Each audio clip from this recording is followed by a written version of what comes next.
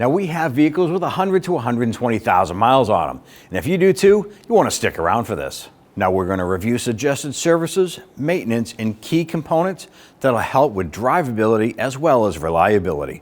Let's get into it. Now number one is going to be our general tune-up and components.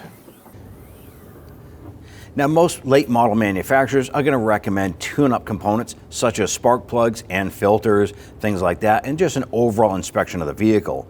Now all these components may be found at our website at 1aauto.com. Go ahead and check them out. You can go ahead and purchase all these components and take care of this service yourself. Now the reason you want to go ahead and take care of that cabin air filter is that's going to help prevent musty smells and odors from coming into that car.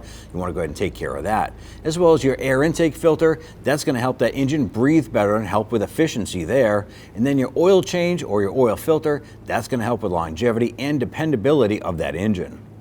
Now number two is going to be suspension and brake related components. Now with this kind of mileage, you want to pay attention to control arms and their bushings, your shocks and struts, your brake flex hoses, as well as the brake fluid.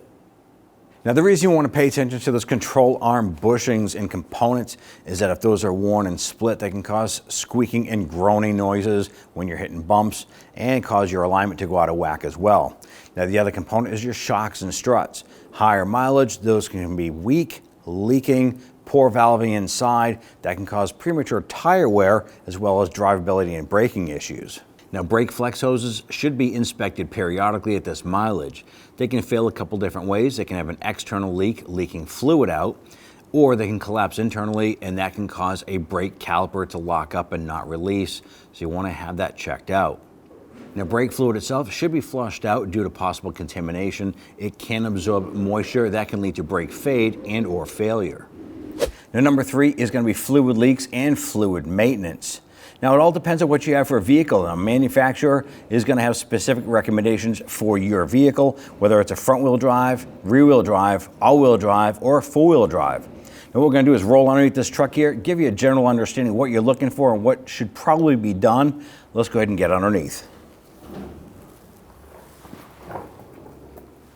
Now as we roll underneath, I'm going to come on over and take a look at our rear differential back here. And our rear differential has some moisture around the base. That is a good indication that that has been leaking for a little bit. And then you can also have leaking right around the back here where the axle tube goes into the rear braking area. That's something you want to go ahead and inspect. Let's go ahead and move further up the drive line. Now as we transfer up to the front or middle of this vehicle, we come across a transfer case. Now this could be found on a four-wheel drive or an all-wheel drive application. And we're going to inspect this here for leaks just like we did on the rear differential. This should have a service performed on it as well, which requires just a draining and a fluid fill. Now as we move a little bit further forward, we come across our oil pan and transmission pans. And what you want to do is inspect these here for dampness around the seals.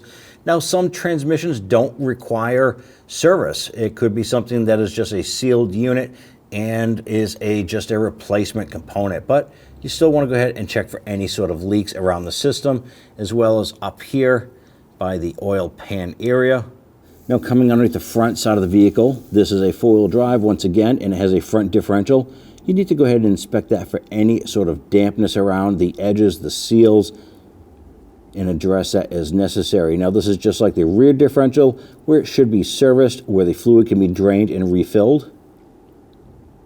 And that's something you want to go ahead and think about doing at this kind of mileage.